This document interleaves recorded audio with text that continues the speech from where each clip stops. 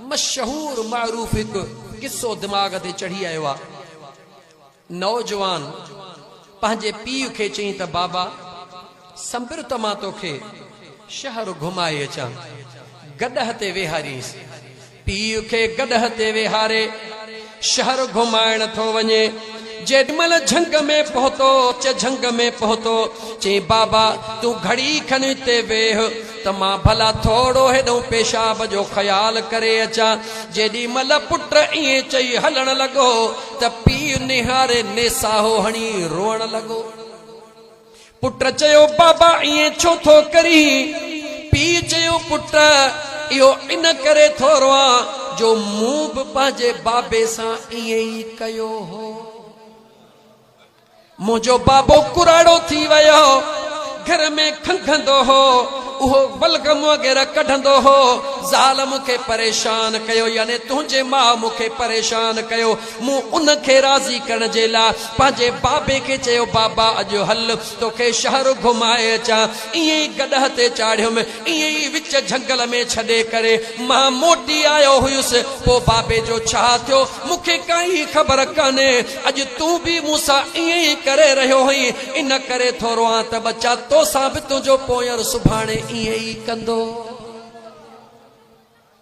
अबे अम्मा सां उहो वर्ता कर जेको सुभाणे खुद कबूल करे सघी, जेको सुभाणे खुद बर्दाश्त करे सघी। जेकॾहिं खुद बर्दाश्त करण जी ताक़त न थई त अबे ऐं अम्मड़ सां सुहिणो वर्ता कर। अल्लाह कुरान में फरमायो वख्फिद लहुमा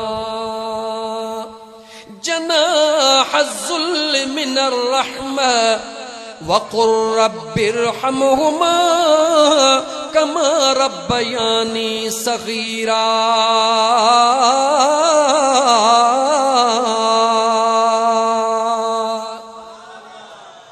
वक़्फ़िद लहुमा जनाह ज़ुल्ल मिनर रहमा, हर घड़ी कंध झुकाए बीही रह, रहमत विचा।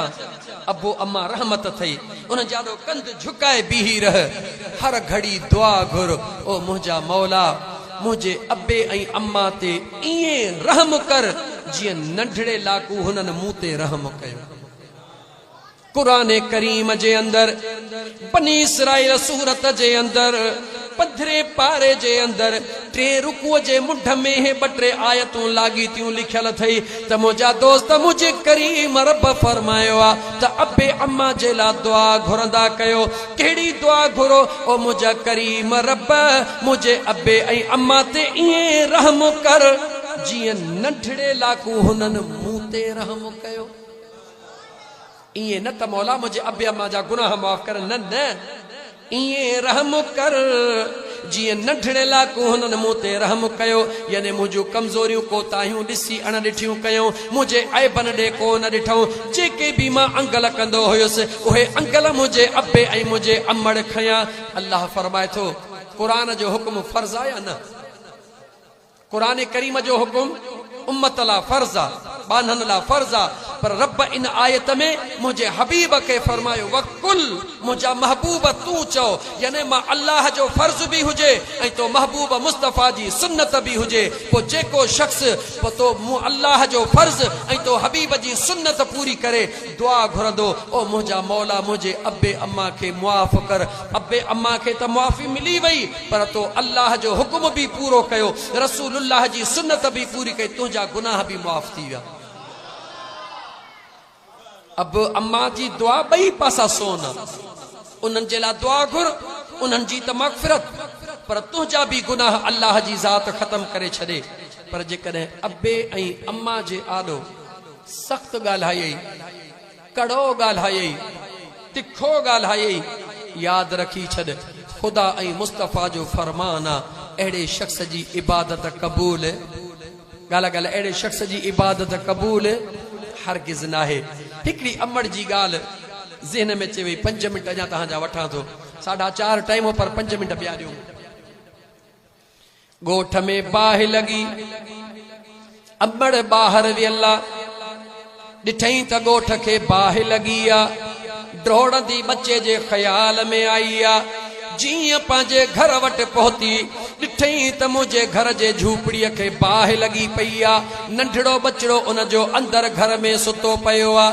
देर कोन कयई, इहो कोन ॾिठई त हेॾी बाहि आहे मां सड़ी वेंदसि। इहो कोन चई त मुंहिंजी मदद कयो। ईअं ई बिस्मिल्लाह करे बरंदड़ बाहि में अंदर डुकंदी वई बच्चे खे बचाइण जे लाइ। वञी बच्चे जे मथां किरी बच्चे खे खणी छातीअ में बंदि करे वरी उन बाहि मां निकिरी आई। अल्लाह जे ज़ात बाबरकात उन बाहि खे हुकुम करे छॾियो जो उन बाहि उन जो वार बि विंगो कोन कयो। दुनिया ॾिठो, अमड़ पंहिंजो बचड़ो बरंदड़ बाहि मां कढी आई, सिधो खणी मुंहिंजे महबूब मदीने वारे घोट जे दरबार में आई। अर्ज करण लगी, या रसूल अल्लाह, ओ मुंहिंजा सुहिणा हबीब, मां पंहिंजे बचड़े सां वधीक प्यार कंदी आ या मुंहिंजो रब पंहिंजे बाने सां वधीक प्यार कंदो आ? उन औरत सवाल कयो, या रसूल अल्लाह, अमड़ पंहिंजे बच्चे सां वधीक प्यार कंदी आ या मुंहिंजो रब पंहिंजे बाने सां वधीक प्यार कंदो आ? मुंहिंजे महबूब मदीने जे साईं फरमायो, ओ अल्लाह जी बानी, मुंहिंजो करीम रब त 70 अमड़नि खां वधीक पंहिंजे बाने सां प्यार कंदो आ। जेॾी महिल मुंहिंजे महबूब ने इहे फरमायो, औरत ने को कारा फायदो वठंदे चवे थी, या रसूल अल्लाह, जॾहिं मुंहिंजो रब 70 अमड़नि खां वधीक प्यार थो करे, पोइ मां बाहि जी परवाह न कयमि, जान जी परवाह न कयमि, बच्चे जे मथां कख पियो न सठो। जॾहिं मूं पंहिंजे बच्चे खे बाहि में जलंदो न ॾिसी सघियसि, पोइ मुंहिंजो रब पंहिंजे बाननि खे जहन्नम में जलंदो कीअं ॾिसंदो? त मुंहिंजे हबीब जे अखिड़ियुनि में लुड़क लड़ी आहे। मुंहिंजे हबीबन फरमायो, ओ अल्लाह जी बानड़ी, अल्लाह ताला मां मुस्तफ़ा जे उम्मत खे बख्श फरमाईंदो। ओ मुसलमानो, अमड़ इन शइ जो नालो आहे। अचो अचो त गॾिजी करे जीजल अमड़ जा कदम चुमऊं, जीजल अमड़ खां दुआऊं पिनऊं, जीजल अमड़ खां दुआऊं पिनऊं, त दुनिया में बि इंशा अल्लाह ताला कामयाबी थींदी, आखिरत में भी अल्लाह ताला तव्हां असांखे कामयाबी अता फरमाईंदो। हिकिड़ो शेर चवंदुसि, दोस्त खे सवेल चयो, मां ज़रूरु चवंदुसि, मुंहिंजी जीजल मां तो में मुंहिंजो साह, जन्नत तुझे कदमन में आ, जन्नत तुझे कदमन में आ। दिल खोले चो, मुंहिंजी जीजल मां, मुंहिंजी मिठड़ी मां,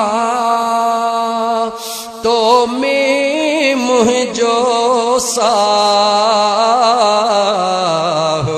जन्नत तुझे कदमन में आ, जन्नत तुझे कदमन में आ। भाग भला थो तन जा